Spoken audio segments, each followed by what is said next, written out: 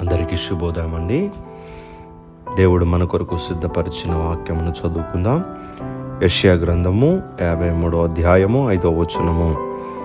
అతడు పొందిన దెబ్బల చేత మనకు స్వస్థత కలుగుచున్నది. ప్రియ దేవుని బిడ్డలారా, చదివినటువంటి ఈ వాక్య భాగము యేసుక్రీస్తు ప్రభువారిని గూర్చి ప్రవచనాత్మకంగా రాయబడినటువంటి మాట. ఇది యెషయా గ్రంథంలో మనము చదువుతూ ఉన్నాం.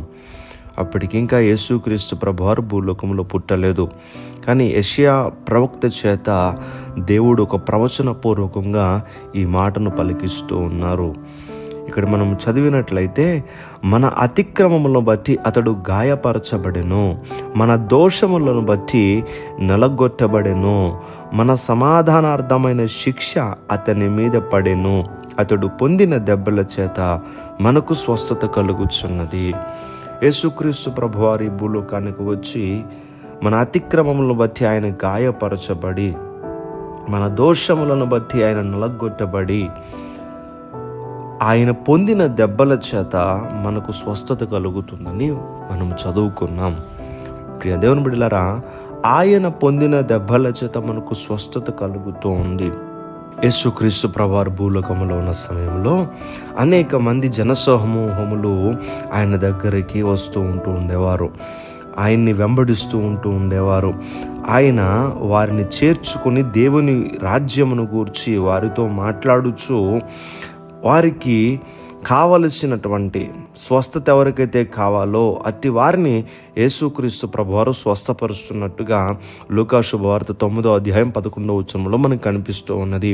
ఎవరైతే శారీరకమైనటువంటి బలహీనతలతో స్వస్థత కావాలని ఆయన దగ్గరికి వచ్చి ఉన్నారో అట్టి వారికి యేసు ప్రభువారు స్వస్థత అనుగ్రహించినట్టుగా మనం వాక్యంలో చూస్తున్నాం. అయితే స్వస్థత శరీరానికే కాదు, మనం బుద్ధికి కూడా కావాలి. వాక్యములో స్వస్థ బుద్ధి కలిగిన వారై అంటుంది వాక్యము. అంటే స్వస్థ బుద్ధి అనేది కూడా కావాలి. ఈ రోజున శరీరానికే కాదు స్వస్థత కావాల్సింది, మన బుద్ధికి కూడా స్వస్థత కావాలని దేవుని యొక్క వాక్యం మనతో మాట్లాడుతుంది. నిజమేనండి, దేవుడు మనల్ని స్వస్థపరచకపోతే, మన బుద్ధిని స్వస్థపరచకపోతే మన బుద్ధి దేవునికి దూరంగా ఉంటూ ఉంటుంది.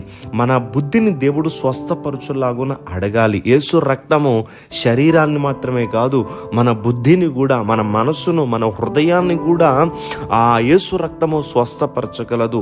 ఈ ఉదయకాల సమయంలో శారీరకమైనటువంటి స్వస్థత నీకు కావాలన్నా, అలాగనే మరి ముఖ్యంగా ఆ స్వస్థ బుద్ధి కలిగాలన్నా మనం యేసయ్యను అడగాలి. చాలామంది ఈ స్వస్థ బుద్ధి అంటే అర్థం కాదు. ప్రియ దేవుని బిడ్డలారా, మన దేవుడు మన జీవితాల్లో అనేకమైనటువంటి ఉపకారాలు చేస్తూ ఉన్నారు. ఇటీవల కాలంలో ఒకరు మాట్లాడుతూ, ఎందుకు వచ్చిన బ్రతకండి అంటూ ఉన్నారు. గతించినటువంటి 3 సంవత్సరాల క్రితము ప్రాణాపాయ స్థితిలోనికి వెళ్ళినప్పుడు దేవుడు వారిని బ్రతికించారు. ఇప్పుడు ఏమంటుందంటే, సోదరి నేను బ్రతికుండి ఏం ప్రయోజనం అంటూ ఉన్నది. నేను అంటూ ఉన్నాను, మరణ సంబంధమైనటువంటి రోగముతో బాధపడినప్పుడు దేవుడు ఆ బిడ్డను స్వస్థపరిచాడు. ఇప్పుడేమంటుందంటే, ఆరోగ్యం వచ్చిన తర్వాత ఎందుకండి అప్పుడు చచ్చిపోయినా బాగుండును అంటూ ఉన్నది. కొంతమంది బ్రతుకు విషయంలో వారు ఏం చేస్తూ ఉంటారంటే, బాగా డిప్రెషన్లోనికి వెళ్ళిపోయి చచ్చిపోతాను, నేను చనిపోతే బాగుండును అనేటువంటి ఆలోచనలు ఆలోచిస్తూ అలా మాట్లాడేటటువంటి వారు కూడా ఉంటారు. ఈ ఉదయకాల సమయంలో నువ్వు అలా అనుకున్నావంటే దేవుడు అనేక మార్లు స్వస్థపరిచారు కదా, మరలా ఎందుకు నీకు ఆలోచన వస్తుంది? నీకు సమస్యలు ఉంటే వాటిని అధిగమించు, అంతేగాని శ్రమ దినమును కృంగిని ఎడల చేత కానివాడు అంటుంది. నేను అంటాను, ఈ ఉదయకాల సమయంలో నీ బుద్ధికి స్వస్థత వస్తే నీకు అలాంటి తలంపులు రావు. అడగండి, ప్రభువా నాకు స్వస్థ బుద్ధి ఉండయా, నాకు ఇలాంటి ఆలోచనలు వస్తూ ఉన్నాయి.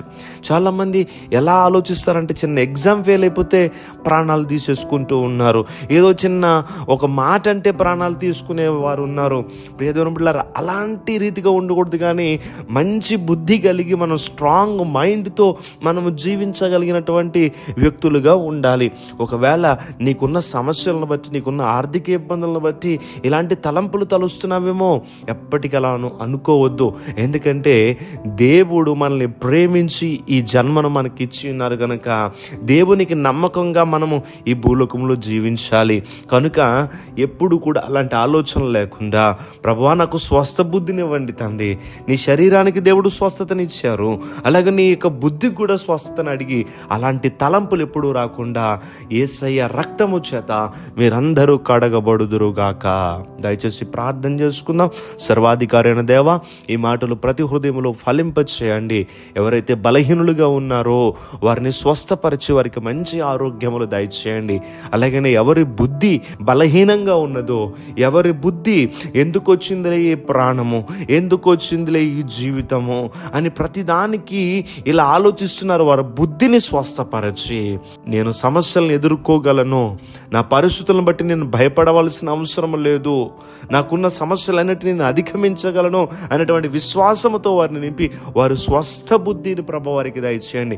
మీరు పొందిన దెబ్బల చేత మాకు స్వస్థత కలుగుతుంది కనుక మా శరీరములకు, మా యొక్క బుద్ధికి మీ స్వస్థత దయచేయమని ఈరోజు నిబిడలు వారి పనులు ప్రారంభిస్తుండడం, వారి పనులన్నిటికీ మీరు తోడుగా ఉండమని యేసుక్రీస్తు వారి నామం పేరట అడిగి వేడుకుంటూ ఉన్నాం మా పరమ తండ్రి.